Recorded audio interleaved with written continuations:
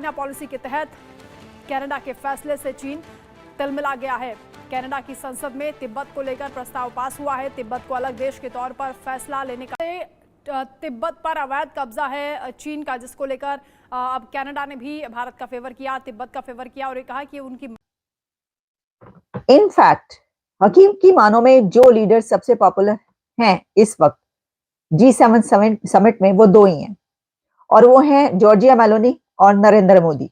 जाहिर सी बात है इसमें चाइना नहीं है, क्योंकि G7 क्लियरली चाइना के खिलाफ है और सबके नेशनल सिक्योरिटी डॉक्ट्रिन सिर्फ एक ही बात कहते हैं कि सबसे बड़ा अगर इन देशों को खतरा है वो चीन से। देख रहे हैं कि इंडिया की जो अंडरस्टैंडिंग है वो G7 क्योंकि बड़े इश्यूज पे बात करता है, इंडिया अपने इश्यूज पे बात करने जा रहा है।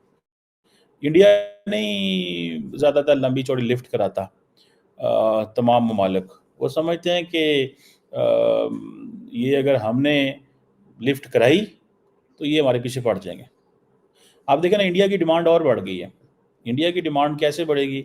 अब पाकिस्तान कहता है जी कि हम न्यूट्रल हैं, हम यूक्रेन समिट में नहीं जाएंगे, स्विट्जरलैंड में पाकिस्तान न्यूट्रल रहेगा। तो इंडिया में ले रखी है। तो ये जिसे कहते हैं ना जलती पर तेल का काम करना, कि एक तो उनके वहां के लीडर्स ने वहां पे रिफ्यूज ले रखी, तो चाइना को ये बात बड़ी बुरी लगती है। तो इसके ऊपर फिर अब ये करना कि ऐसा करोगे तो हमारी तरफ से भी ये किया जाए।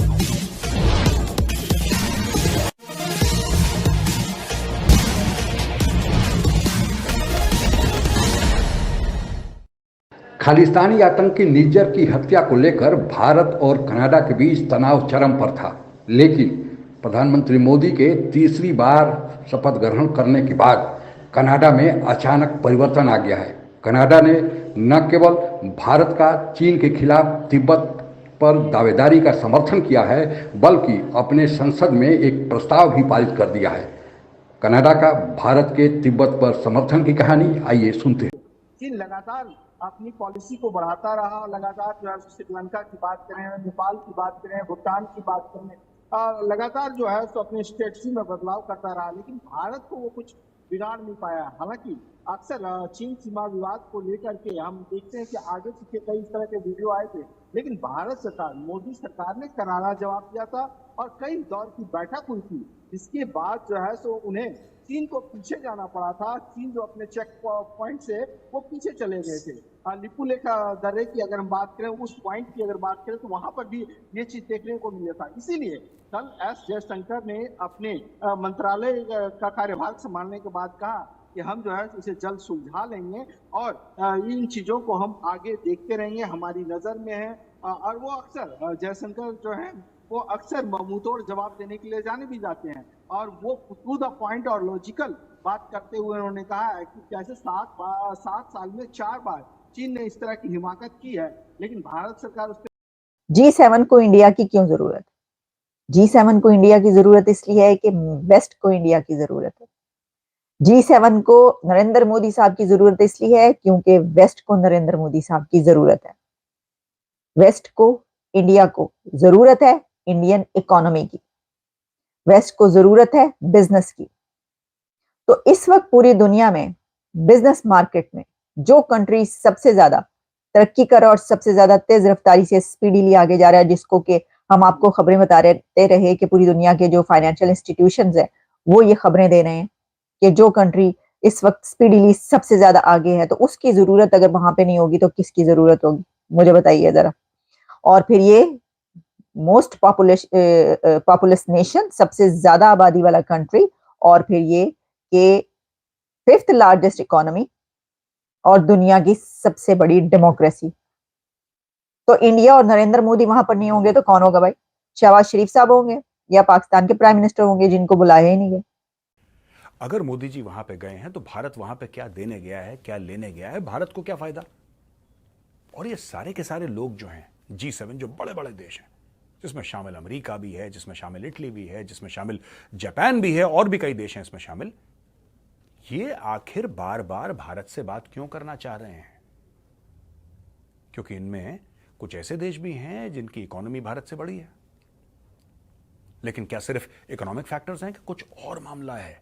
क्या इसमें चाइना का भी कुछ एंगल हो सकता है? जाहिर सी बात है इसमें चाइना नहीं है, क्योंकि G7 क्लियरली चाइना के खिलाफ है और सबके नेशनल सिक्योरिटी डॉक्ट्रिन सिर्फ एक ही बात कहते हैं कि सबसे बड़ा अगर इन देशों को खतरा है वो चीन से है। आज से 30 साल पहले कोई ये नहीं कहता था। आज से 30 साल पहले लोग ये कहते थे, 40 साल पहले, कि रशिया से सबसे बड़ा खतरा है। even when the Soviet Union broke up, तब भी लोग कहते थे यार खतरा तो रशिया से, खतरा तो रशिया से। सडनली रशिया बीच में से हटा and China became the primary national security threat for all these countries. United states of America से जो बाइडेन, जापान से फूमियो किशिदा, कनाडा से जस्टिन ट्रूडो, हमारा जस्टिन ट्रूडो भाई,